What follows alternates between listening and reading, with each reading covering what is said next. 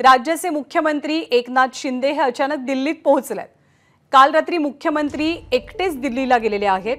मुख्यमंत्री एकनाथ शिंदे दिल्लीवरनं थेट नागपूरला आलेत आणि मुख्यमंत्र्यांनी हा मुंबई दिल्ली नागपूर असा अचानक दौरा केल्यामुळे राजकीय वर्तुळात अनेक चर्चाही सुरू झाल्यात।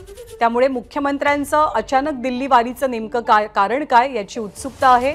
खरं तर राज्यामध्ये मंत्रिमंडळाचा विस्तार प्रलंबित आहे आणि याच मंत्रिमंडळाच्या विस्ताराच्या दृष्टीने मुख्यमंत्र्यांनी ही दिल्ली वारी केली आहे का याची सुद्धा एक शक्यता वर्तवली जाते।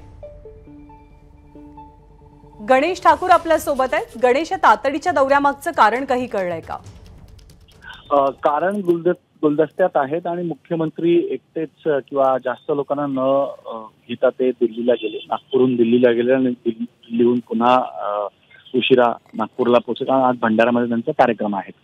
मुख्यत्व जसं आपण म्हणतोय की मंत्रिमंडळ विस्तार, महामंडळ आणि काही पालकमंत्री, कारण जे निकाल आले आहेत त्या निकालाच्या आधीच आपण असं सांगितलं होतं आपल्या प्रेक्षकांना की दोन्ही उपमुख्यमंत्री आणि मुख्यमंत्री यांच्यात एक बैठक झाली होती। त्या बैठकीमध्ये लोकसभा निवडणुकीच्या निकालानंतर राज्यात आगामी विधानसभांना पाहता मंत्रिमंडळ विस्तार, महामंडळ जे रिक्त आहेत त्यासोबतच काही पालकमंत्र्यांची अदलाबदल करण्याची तयारी होती आणि ते जवळपास निश्चित झालं होतं।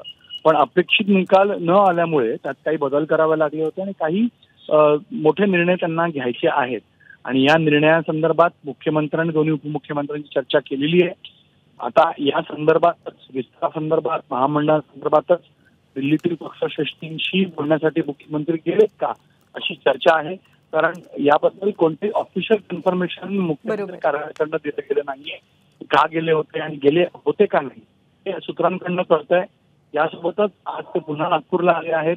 शक्यता आहे की आज अजित पवार देखील दिल्लीला जाऊ शकतात आणि पुढच्या 2 दिवसांमध्ये मंत्रिमंडळ विस्तारासंदर्भात आणि महाराष्ट्रात म्हणजे कदाचित मंत्रिमंडळ विस्तारासंदर्भातलीच मुख्यमंत्र्यांची दिल्ली वारी असू शकते अशी शक्यता आहे। धन्यवाद गणेश माहितीबद्दल। एबीपी माझा, उघडा डोळे बघा नीट।